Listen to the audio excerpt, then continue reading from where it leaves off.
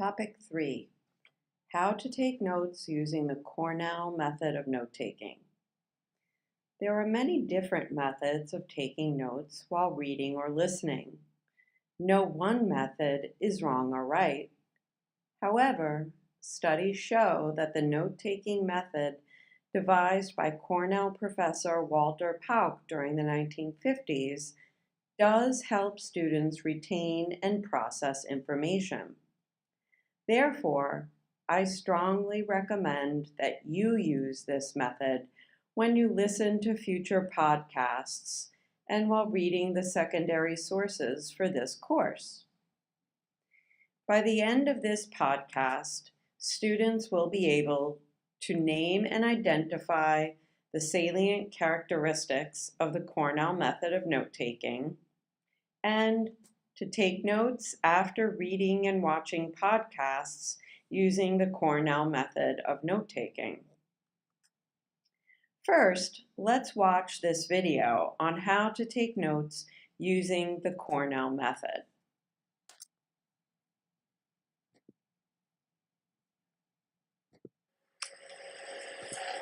Hi everyone, welcome. This is Mr. Osher's biology class, and today I'm going to be teaching you how to take Cornell notes. Cornell notes are a really important form of note-taking because they can help you better study for a quiz or a test, and it can also help you understand the material better. So there's a few steps in the Cornell note-taking process. First is document. So you're watching a video or you're reading a book, or your biology book, I hope, and the first thing you want to do is take your note paper and divide it up. The way you want to divide it is by drawing a kind of wobbly, wonky eye. So divide your paper into a couple of sections. Make sure when you do this you leave room to write. If you don't leave yourself enough room to write, then you're going to get frustrated because not everything will fit on the paper.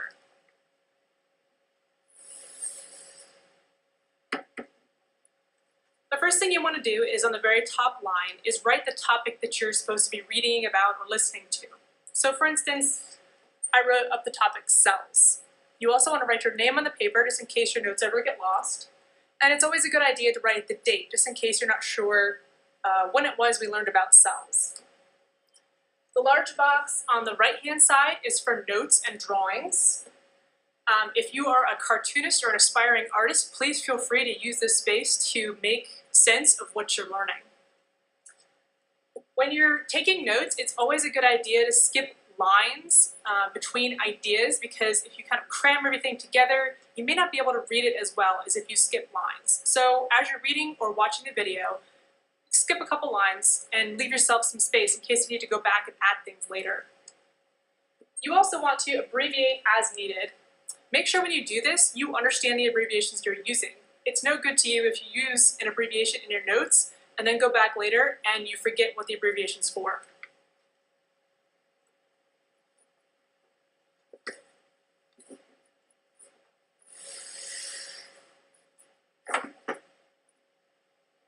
After viewing the video or reading, you need to go back and then pull out these things. You want to pull out main ideas from the text or the video that you watched. You want to take out any key points, anything that was important or was stressed in the video. And you want to also note any important people or dates. There are a lot of famous scientists out there and a lot of interesting discoveries. I'm not going to ask you to remember the history of every science person you come across, but it is kind of a neat thing to know when something happened. These important ideas you want to write in the left-hand column. Again, make sure you skip spaces, and make sure that what the key ideas, when you're writing them down, they should go next to the notes that you took that correlate or correspond to whatever you wrote. So here I've got, plant versus animal cells, and I've written that animal cells have no walls, but plant cells do. So all of my notes are kind of coming down the page, and I've gone down and I've kind of pulled out some of the key ideas from each piece. The next thing you should do is use the bottom section. So you've gone through, you've taken your notes, you've pulled out key ideas, any vocabulary you're unfamiliar with, all the important stuff. And the bottom part should be the summary. This is just a few sentences that sums up the key points of whatever it was that you learned. You might want to ask yourself, if I was going to explain this to somebody else, what would I say? So in other words, how would you explain this to somebody who's never learned it before? This helps you learn it better.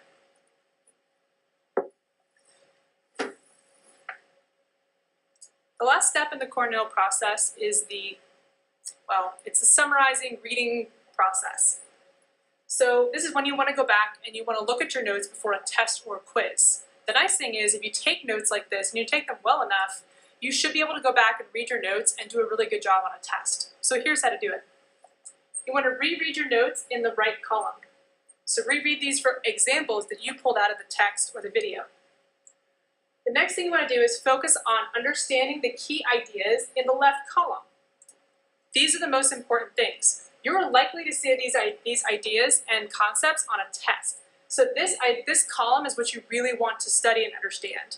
Not just memorize, but actually understand how things connect together. Because there are going to be some questions where you're going to have to pull on this knowledge and know how to apply it, not just memorize it.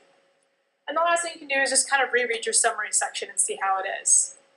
So those are the steps in the Cornell process. You document your notes by reading or watching the video, taking some notes. Then you go back and you pull out the key points and write those in the left-hand column. Then you go back and you make a summary of those important key points. When you're finished with that, and you're ready for a test or a quiz, all you have to do is go back, read your notes, and you're well on your way to being a successful student. I hope the Cornell Notes process is helpful for all of you, and I look forward to seeing you in the next video talk. Thanks.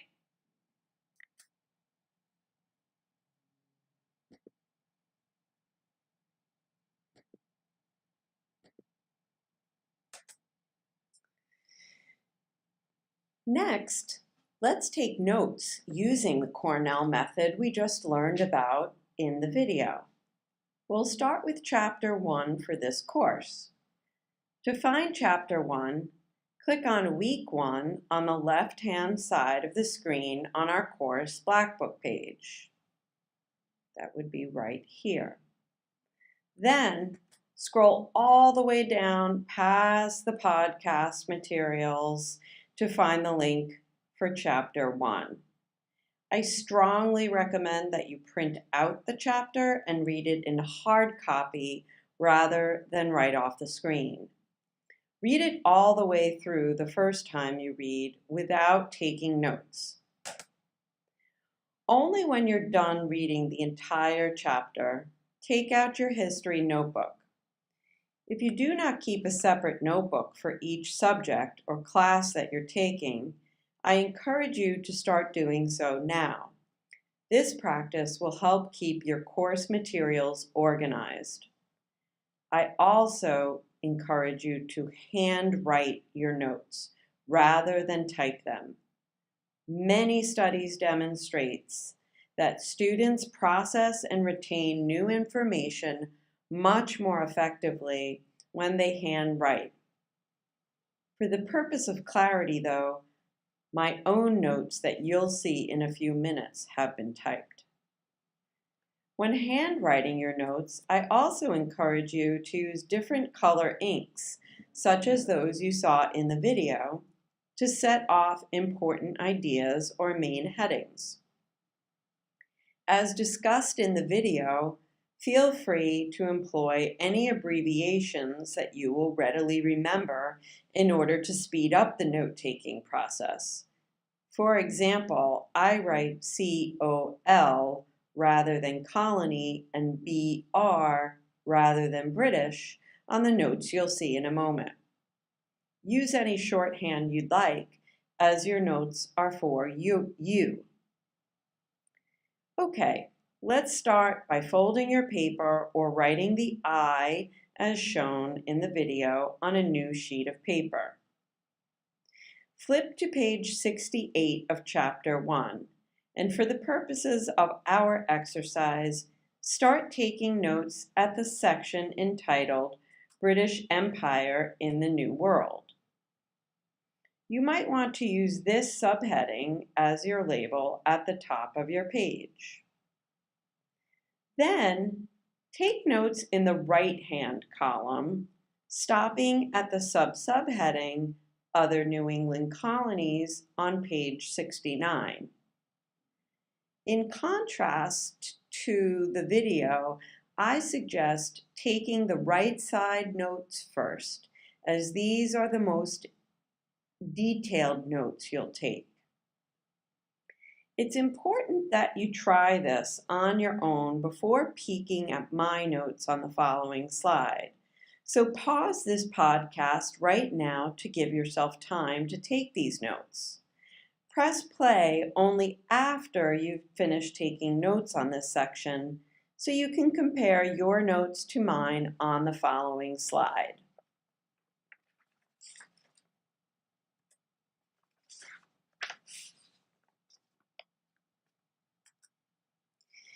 Now that you've taken notes on this section, press pause again to give yourself a chance to compare your notes to mine.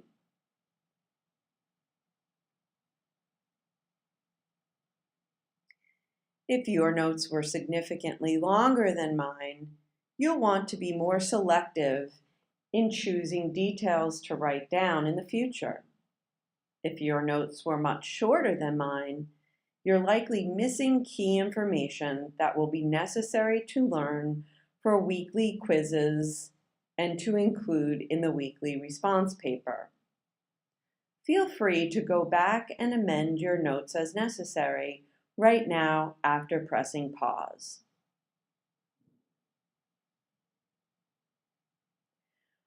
Once the right side of your notes for this section look good, let's turn our attention to the left-hand column.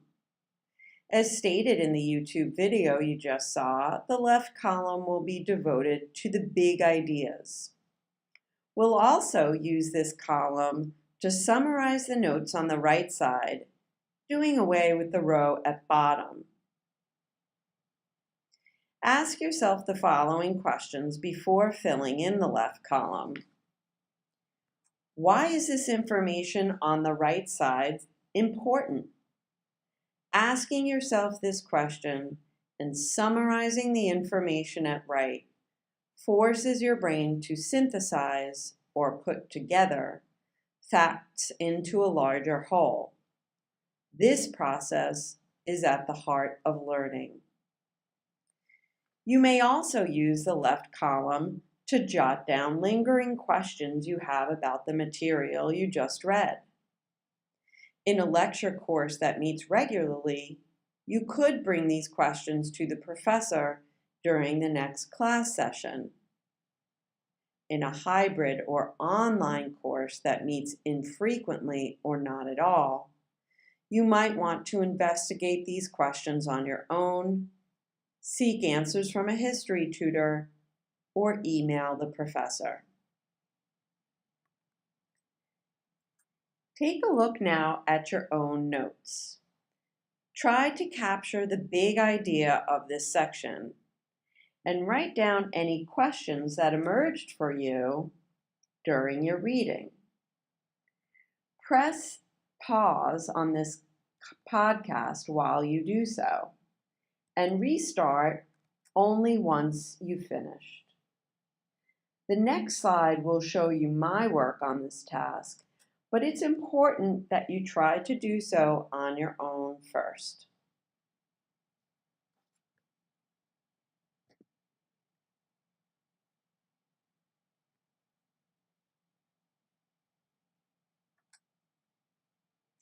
You will notice that I labeled big idea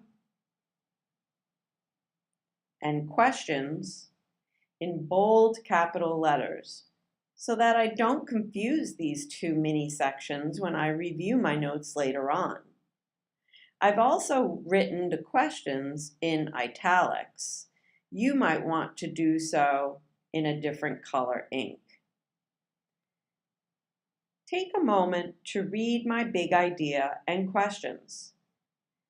How do they match up with what you wrote? Pause this podcast while you compare our work.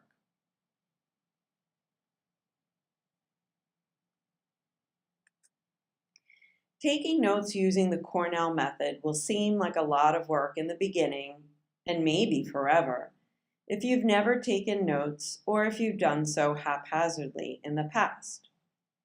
Nevertheless, this multi-step process engages your brain in different ways throughout the reading and listening processes. Doing so will enable you to learn and retain new information more effectively.